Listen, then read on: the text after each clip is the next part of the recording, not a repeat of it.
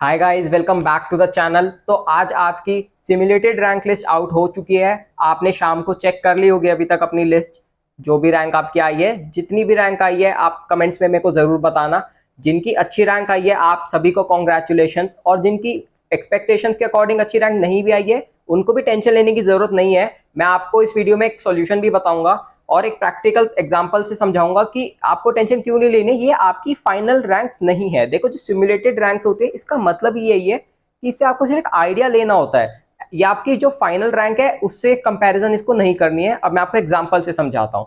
तो सपोज करते हैं, सपोज का ये रियल एग्जांपल है जो कि न्यूज़पेपर में एक फिगर पब्लिश हुई थी कि जो दिल्ली यूनिवर्सिटी के लिए इस बार एप्लीकेशंस आई है वो अराउंड 3 लाख के आसपास आई है। ठीक है, तो और साथ में एक और डेटा पब्लिश हुआ था कि जो किरोड़ीमल कॉलेज है, हंसराज कॉलेज है, हिंदू कॉलेज है, इन सभी के अंदर अराउंड 1,50,000 के आसपास इंडिविजुअली सबके अंदर एप्लीकेशंस आई थी। तो अगर हम ऐसे 10 कॉलेज भी ले लें तो ये अराउंड 15 लाख एप्लीकेशन हो गई, जो कि टोटल जिन बच्चों ने अप्लाई भी किया है उससे भी 5 गुना ज्यादा हो गई। तो इतनी ज्यादा एप्लीकेशंस एक्चुअल में नहीं है, इसका यही रीजन था। अब आपको लॉजिक तो समझ आ ही गया होगा। तो मैं आपको एक चीज बताता हूँ। आपने जब अपनी प्रेफरेंस लिस्ट बनाई होगी तो आपने एक कोर्स या फिर एक कॉलेज को तो नहीं टारगेट किया होगा, आपने मल्टीपल कोर्सेज और मल्टीपल कॉलेजेस को फिल किया था, राइट। तो फिर जैसे सपोज करते हैं आपने 20 कॉलेजेस को फिल किया और उसमें भी 3-3 कोर्स आपने फिल भी कर दिए, तो आपके 60 टोटल प्रेफरेंसेस आ गई। ठीक है, अब सपोज करते हैं कि आपसे जो ऊपर रैंक वाला बच्चा है उसने भी यही काम किया है, लेकिन जब फाइनली कोई उसको कॉलेज अलॉट होगा तो उसको एक ही तो कॉलेज अलॉट होगा। जो बाकी के 59 कॉम्बिनेशन है वो तो एम्प्टी हो जाएंगे, आपके लिए खाली हो जाएंगे। तो जो बाकी के 59 कॉम्बिनेशन है उसमें आपकी रैंक अपने आप ऊपर हो जाएगी। तो ये था लॉजिक इसका। तो जो ये फाइनल रैंक है इससे आपका सिमुलेटेड रैंक है, इससे आपका फाइनल रैंक से कोई रिलेशन नहीं है।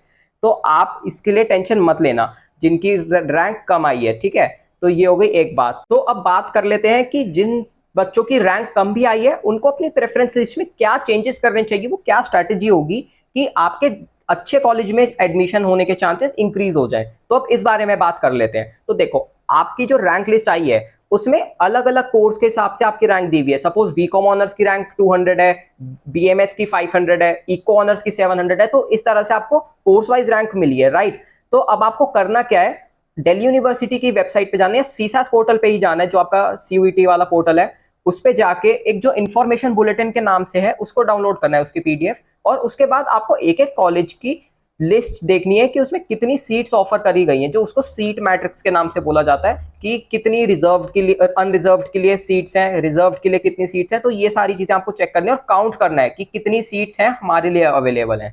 ठीक है, तो ये सब काउंट करने के बाद आपको अपनी रैंक को कंपेयर करना है। लेकिन अगर आपकी रैंक थोड़ी सी ऊपर नीचे भी हो, सपोज की 4000 रैंक है और सीट्स है सिर्फ 3500, तो भी आपको उसको ऊपर ही फिल करना है। ऐसा इसलिए क्योंकि जो मैंने आपको स्टार्टिंग में समझाया, जो कॉलेजेस की सीट्स ऊपर आपके लिए फिल नहीं होंगी, एक ही सीट फिल होगी, बाकी आपके रैंक जो है अपने आप ऊपर शिफ्ट हो जाएगी। इसी रीजन की वजह से मैं आपको ये बात बता रहा हूँ।